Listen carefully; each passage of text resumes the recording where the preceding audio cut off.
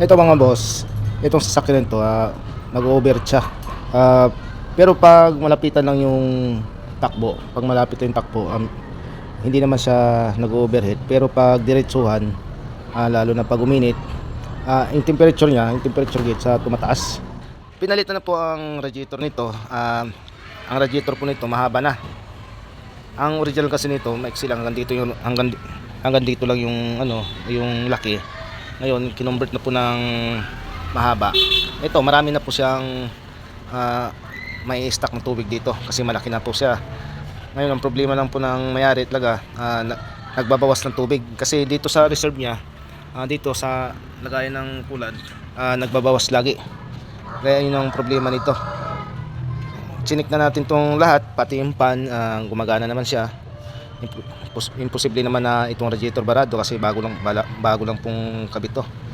Makikita po natin, stainless na po yung buong pinaka radiator. Stainless ba to o aluminum? Parang aluminum lang to. Ito, basta ito sa kalaki. Ngayon guys,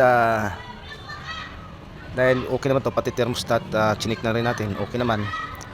Posible na sa cylinder head gasket po tayo magto-troubleshoot nito dahil baka may singaw na po konti yung cylinder head. Kaya pag uminit kasi pag uminit tumataas yung pressure ng tubig, kaya baka doon nagtatagas, pumapasok sa piston yung tubig.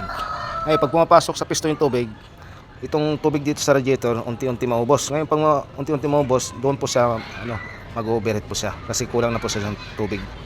So yun lang guys, ang gagawin natin nito guys, ibababa natin tong cylinder head nito para titingnan natin kung may diferensya nga ba ang cylinder head gasket nito.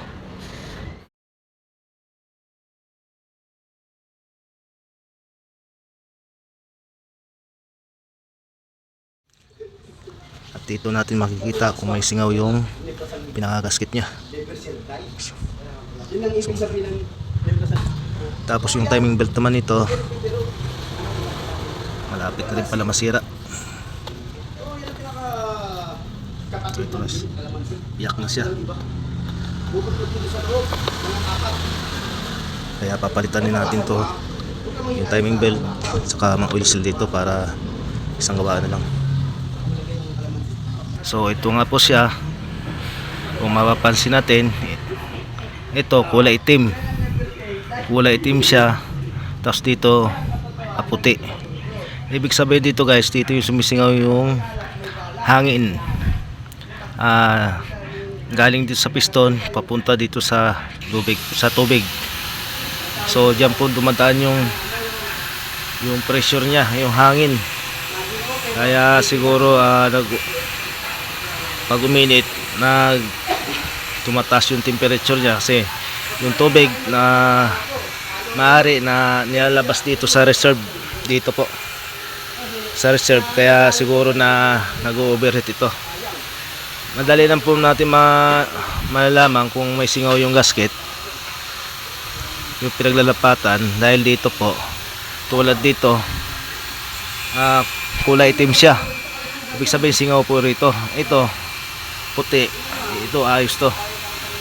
So yan po ang problema nito. Dito po sa engine block, ito yung engine block nya. Ngayon titingnan din natin yung cylinder head dito. Ito guys, yung lapat dito sa cylinder head gasket medyo okay naman dahil itong nilalapatan ng gasket, yung pinakabakal, medyo makinis siya, maputi.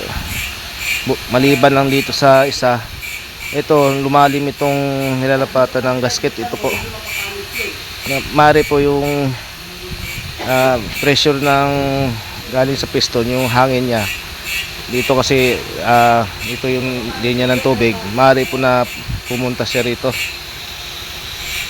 So makikita po natin pati yung sunog ng spark plug hindi na maayos tulad nito. Kulay itim na siya. Kita po natin yung cylinder head gasket nya sobrang sira na po. So ito pipi na to. Maaari dito yung sumingaw yung hangin. So makikita po natin na sira na po yung cylinder gasket nito.